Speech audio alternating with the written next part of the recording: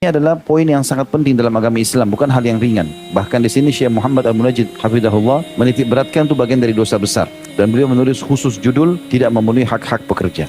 Karena Nabi SAW menjelaskan di dalam hadis yang sahih, hadis ini riwayat Ibnu Majah, "U'tul ajira ajrahu qabla an yajiffa araqah." Berikanlah gaji atau upah kepada pegawai setelah dia bekerja tetapi sebelum kering keringatnya. Maknanya kering keringat adalah pada saat tiba di jatuh tempo yang sudah disepakati, misalnya tanggal 30 akhir bulan, maka harus tanggal itu, tidak boleh dilebihkan. Dan kalau kita dengan baik hati mengurangi, misalnya tadinya tanggal 1, sudah gajinya dimajuin aja bulan ini tanggal 30, majuin aja tanggal 29, tanggal 28, itu nggak ada masalah. Keputusan dari pemilik, tapi tidak boleh dia menerlambatkan, kecuali dia sudah minta kehalalan dari pegawai itu. Maaf, bulan ini bertepatan tanggal 29 misalnya hari Sabtu, nggak ada terima gaji, maka ditunda hari Senin. Disampaikan, mereka ridho, boleh. Kalau mereka tidak ridho, berarti pemilik perusahaan wajib mundur. Berarti hari Jumat dia kasih, tanggal 28, dia yang mengalah.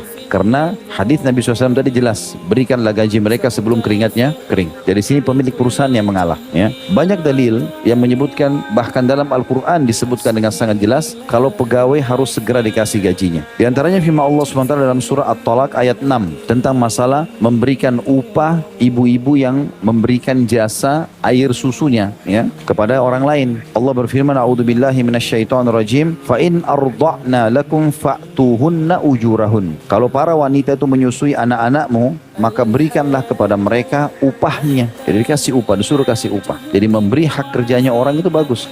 Bahkan Nabi SAW menjanjikan siapapun yang membayar dengan tepat, maka dia termasuk mendapatkan pahala yang besar. Nabi SAW pernah utang dengan seseorang seekor unta. Unta itu umurnya 2 tahun. Nabi SAW gunakan, entah untuk diberikan makan kepada para sahabat. Yang jelas unta itu sudah tidak ada. Pada saat jatuh tempo, Nabi SAW harus kembalikan unta. Berarti Nabi harus kembalikan unta yang sama umurnya. Beliau bilang pada para sahabat, dikasih uang, belikan unta buat saya, bayarin utang itu. Karena hari ini sudah jatuh tempo. Ternyata sahabat keliling pasar, mereka tidak ketemukan kecuali unta yang umur 7 tahun. Nabi utangnya umur 2 tahun. Harganya lebih mahal, 7 tahun itu. Otomatis lebih mahal. Maka Nabi SAW mengatakan kepada para sahabat, beli saja dan berikanlah, bayarkan utang saya, dan ketahuilah sebaik-baik orang adalah orang yang membayar dengan terbaik utangnya. Masuk dalam masalah ini kata ulama adalah pimpinan pemilik perusahaan yang membayar dengan baik kepada pegawainya. Dia mengalah tadi ya, dimundurkan waktunya. Kalau ternyata tanggal 29 tadi yang sudah disepakati, hari Sabtu atau hari Ahad, dia mundurkan, dia mengalah, dimajukan hari Jumat. Dan jangan dia terlambatkan kecuali dia minta keridhaan pegawai tadi.